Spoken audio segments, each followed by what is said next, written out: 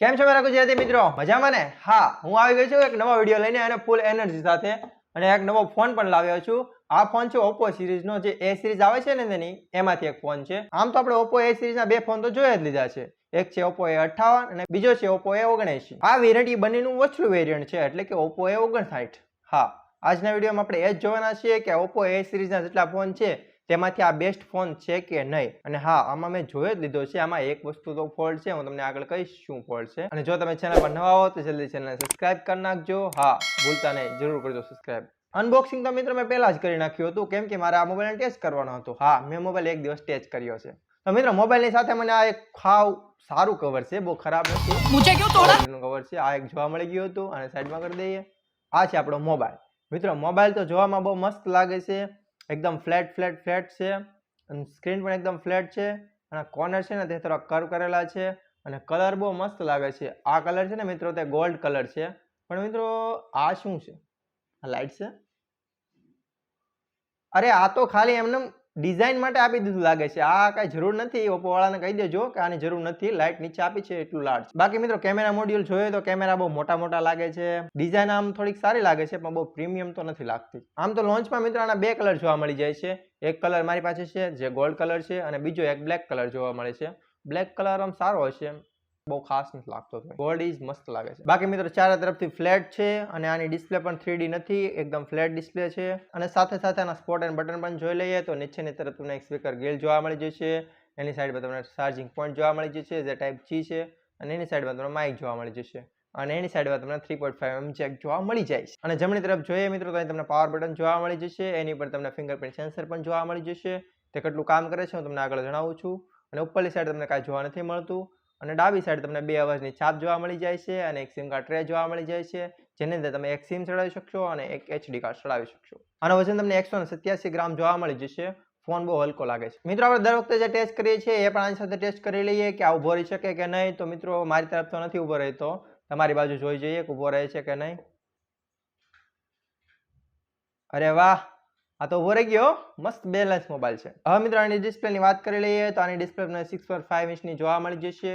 હા, આ એક IPS LCD ડિસ્પ્લે છે. અને જો બ્રાઇટનેસ મિત્રો જણાવો તો ઇન્ડોરમાં તમને 400 નિટ્સની જોવા મળી જશે.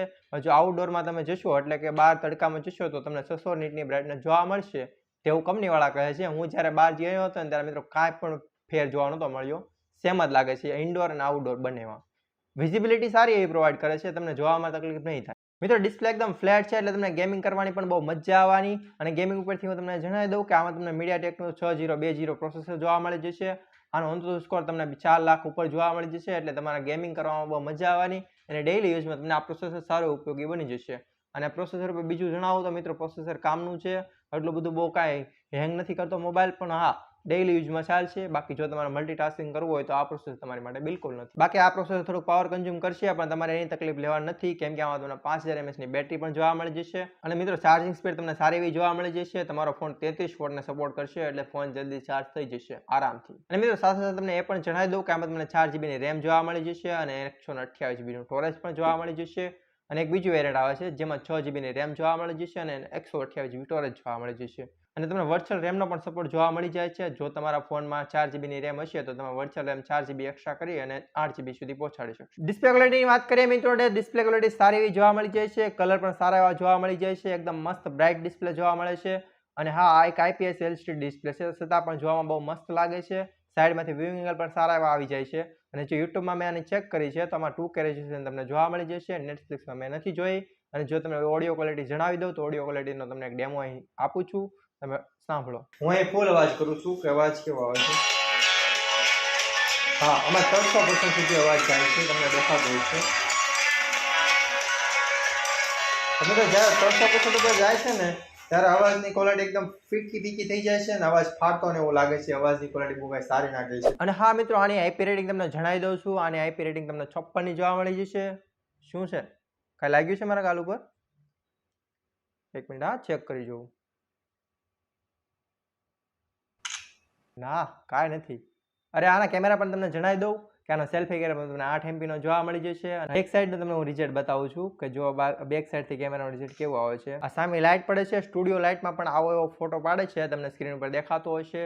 અને આઉટડોરના તમને સેમ્પલ અહીં દેખાતા છે. અને જો તમને કેમેરા જણાવી દઉં તો આમાં તમને મેઇન કેમેરો 13 MP નો જોવા મળી જશે અને એની નીચે તમને 2 MP નો એક કેમેરો જોવા મળી જશે.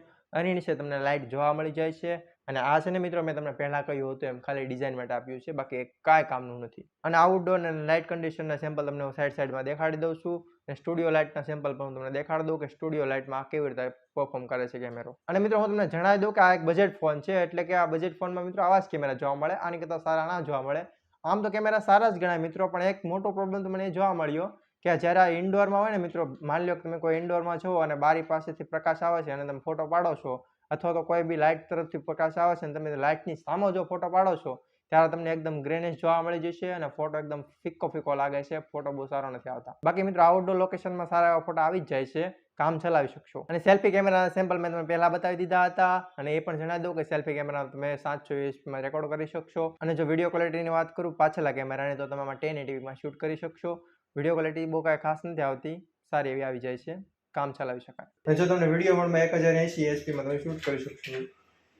તમને વિડીયોનો સેમ્પલ સાઈડમાં બતાવતું છે અને ફોનની સ્ક્રીનમાં પણ બતાવતું છે. અને મિત્રો સાથે સાથે તમને બાકીના મોડ પણ જણાવી દઉં તો આમાં તમને એક નાઇટ મોડ જોવા મળી જાય છે, એક ફોટો મોડ જોવા મળી જાય છે, એક વિડીયો મોડ જોવા મળી જાય છે અને એક તમને પોર્ટ્રેટ મોડ જોવા મળી જશે. અને એની સાઈડમાં તમને મોડ સેક્શન જોવા મળી જાય છે. મોડ સેક્શનમાં તમને પ્રો મોડ જોવા મળી જશે, એક્સ્ટ્રા એક્સટીવ મોડ જોવા મળી જશે, પેનો મોડ જોવા મળી જશે, સ્લોમો મોડ જોવા મળી જશે, ટાઈમલેસ પણ જોવા મળી જાય છે. અને એની સાઈડમાં તમને સ્ટિકર મોડ જોવા મળી જાય છે અને નીચે તમને ટેક્સ્ટ સ્કેનર મોડ જોવા મળી જાય છે. OS અને એન્ડ્રોઇડ વર્ઝન જણાવી દો મિત્રો, તો તમને આમાં એન્ડ્રોઇડ વર્ઝન 13 જોવા મળી જશે. આમાં મને કાંઈ સિક્યુરિટી બેઝ જોવા નથી મળ્યા, સાઈડ ઉપર ગોત્યા પણ ના મળ્યું, અને મેજર અપડેટ પણ જોવા નથી મળ્યા. અને કલર OS 13.1 સાથે આ મોબાઈલ તમને જોવા મળી જશે.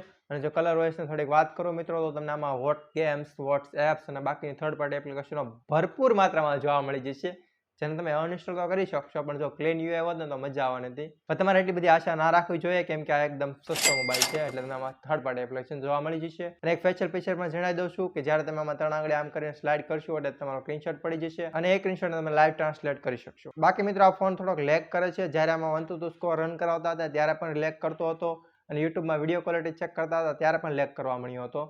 બાકી આની કિંમત તમને જણાવી દઉં તો આની કિંમત તમને 15,000 જોવા મળી જાય છે. જો મારો ઓપિનિયન માનું તો મિત્રો આ ફોન એટલો બધો કાંઈ ખાસ નથી. તમને 15,000માં બીજા ઘણા મોબાઈલ એવા છે જેમાં એમોલેડ ડિસ્પ્લે પણ જોવા મળી જશે. બાકી મિત્રો લુક એન્ડ ડિઝાઇનમાં મોબાઈલ સારા જ લાગે છે. બધા જ મને તો લુક એન્ડ ડિઝાઇન બધા મોબાઈલનું સારું જ લાગતું હોય. તમને કેવો લાગે આ મોબાઈલ એ કોમેન્ટમાં કહેજો. અને જો તમને વિડીયો સારો લાગ્યો હોય તો જલ્દી વિડીયોને લાઈક કરી નાખજો, ચેનલને સબસ્ક્રાઇબ કરી નાખજો અને બાજુનું બેલ આઇકન જરૂર પ્રેસ કરજો, એટલે મારા નવા વિડીયો તમને જલ્દી મળી રહે. બાકી જો તમને આ વિડીયોમાંથી કાંઈ નવું જાણવા મળ્યું હોય તો જલ્દીથી આ વિડીયો તમારા ભાઈબંધને પણ શેર કરી દો, એટલે એ પણ જાણી લે આ મોબાઈલ વિશે. અને મિત્રો થોડોક સપોર્ટ બતાવજો, એટલે કે ચેનલને સબસ્ક્રાઇબ કરવાનું નહીં ભૂલતા, જરૂર કરજો.